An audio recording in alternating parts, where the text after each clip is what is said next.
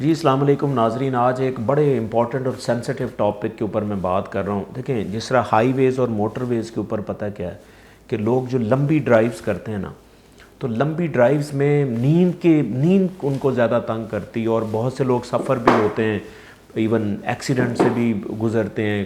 तो मैंने सोचा कि इसके ऊपर मैं आपके लिए एक वीडियो बनाऊं कि आप ये नींद से कैसे बच सकते हैं जो मोटरवे के ऊपर नींद आती है। तो पहली बात तो ये कि मैं आपको ये बताऊं साइंटिफिकली कि नींद आती ज़्यादा क्यों है, हाईवेज़ के ऊपर और मोटरवेज़ के ऊपर नींद क्यों ज़्यादा आती है। अच्छा, इसके पीछे बेसिक वजह यह है कि अगर आप अपने माइंड को ना, देखिए नींद का तल्लक माइंड के साथ है, अगर आप अपने माइंड को एक रूटीन देंगे ना, एक मोनोटनी देंगे, रूटीन मतलब एक ही अंदाज में। देखिए, जब आप मोटरवे पे चढ़ते हैं, फॉर एग्जांपल अगर आपने लाहौर से स्टार्ट की और आप इस्लामाबाद जा रहे हैं, तो आप एक ही स्पीड में, एक ही रिदम में जा रहे हैं। तो जब आप रिदम में जाते हैं ना, एक मोनोटनस टोन में आप जाते हैं, तो आपका ब्रेन रिलैक्स हो जाता है। जब आपका ब्रेन रिलैक्स होता है तो आप यू आर मोर प्रोन कि आपको नींद आ जाए। तो सबसे जो बड़ी वजह होती है ना, वो रोड का स्ट्रक्चर है। मैं आपसे गारंटी से कह रहा हूँ, अगर आप कभी किसी टूटे फूटे रोड के ऊपर जाएंगे, आपको नींद नहीं आएगी, बिकॉज वो आपको जगा के रखेगा। तो इसलिए मोटरवेज़ के ऊपर और हाईवेज़ के ऊपर जो बड़ी स्मूथ रोड्स होती हैं, उनके ऊपर ड्राइव करना ख़तरनाक हो सकता है, क्योंकि वो रोड आपके लिए आपको सुला भी सकती है। हाँ, इवन आपकी नींद पूरी है, इसके बावजूद भी आपको नींद आ सकती है। और इससे बचना कैसे, मैं आपको बहुत इंपॉर्टेंट छोटे छोटे टिप्स देता हूँ, प्लीज़ इसको फॉलो कीजिएगा। कोशिश करें, जो पहला पॉइंट है कि आप कभी भी लंबी ड्राइव पे जाएं। लंबी ड्राइव का मतलब होता है 5-6 घंटे की ड्राइव है, तो ये लंबी ड्राइव है।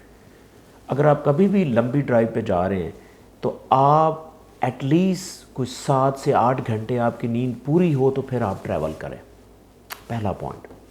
दूसरा पॉइंट मैं आपसे ये कहूँगा कि आप रेगुलर ब्रेक्स लें। कि अगर आप तकरीबन 2 घंटे की ड्राइव करते हैं, या 100 माइल्स या 100 किलोमीटर के अराउंड फासला तय करते हैं, तो प्लीज़ रुकें, आप थोड़ा सा रेस्ट करें। ठीक है, इट कैन बी 20-30 मिनट्स। आप हल्का सा नैप भी ले सकते हैं। You can have a power nap even within, आप गाड़ी के अंदर भी आप नैप ले सकते हैं। एवरी 2 to 3 आवर्स ड्राइव आपने रुकना है। ये दूसरा पॉइंट मैं आपको दूसरा इंपॉर्टेंट टिप दे रहा हूँ, जिससे क्या होता है, आप एक नए फ्रेश माइंड से फिर आते हैं। ठीक है, अगला पॉइंट ये है कि आप ऐसे टाइम पे ड्राइव ना करें जो एक आपका जो स्लीप का जो ट्रांजिशन टाइम होता है ना, उस टाइम पे आप ड्राइविंग कोशिश करें ना करें।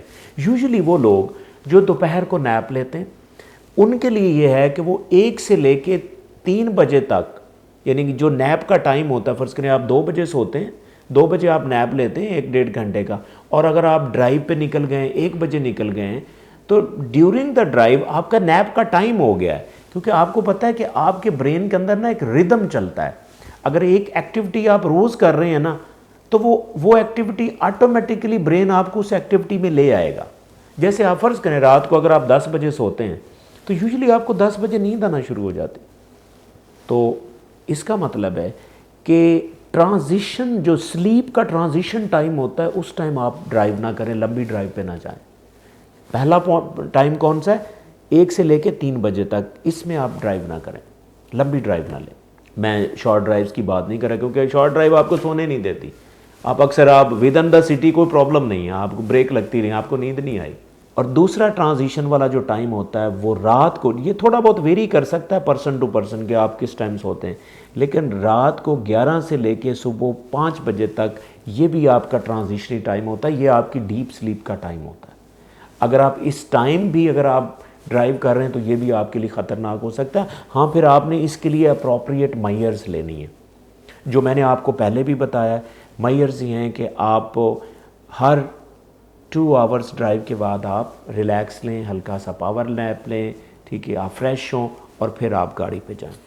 इसके अलावा मैं आपको एक और पॉइंट बताता चलूँ कि आप कोई भी स्टिमुलेंट्स ले सकते हैं, यानी कि आप फूड के अंदर कोई स्टिमुलेंट ले सकते हैं। फॉर एग्जांपल अगर आप सिगरेट लेते हैं, तो आप निकोटीन ले सकते हैं, लेकिन ज़ाहिर है जो लोग सिगरेट नहीं यूज़ करते, वो किसी भी स्टिमुलेंट को, यानी कि आप चाय लें, आप कॉफ़ी लें, तो ये आपके लिए ज़्यादा हो सकता है। हाँ, बहुत ज़्यादा आपने कॉफ़ी का भी इस्तेमाल नहीं करना, क्योंकि कॉफ़ी आप ज़्यादा लेंगे ना तो आप जैसे ही आप कॉफ़ी का, स्पेशली जब वो शुगर आप डाल के लेते हैं, तो जैसे ही कॉफ़ी का इफ़ेक्ट ख़त्म होता है फिर आप में वो मूवमेंट प्रॉब्लम भी हो सकता है। ठीक है, ज़ाहिर है आप एक गाड़ी पे ड्राइव कर रहे हैं तो आपने अप्रोप्रिएट ज़्यादा भी कॉफ़ी का इस्तेमाल नहीं करना। और सबसे जो इम्पॉर्टेंट अगला मैं आपको पॉइंट बता रहा हूँ कि आपका जो सफ़र है ना वो बड़ा एंगेजिंग किस्म का होना चाहिए और स्टिमुलेटिंग किस्म का होना चाहिए।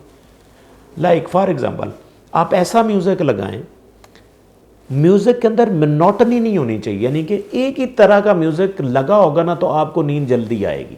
फॉर एग्ज़ाम्पल, अगर आपने कोई 20 मिनट की कोई गज़ल लगा दी है, 20 या 25, उसमें वही रिदम चल रहा है, उसमें आप ट्रैंक्वाइल फील करेंगे, आप रिलैक्स फील करेंगे, आपको नींद के आने के चांसेस ज़्यादा।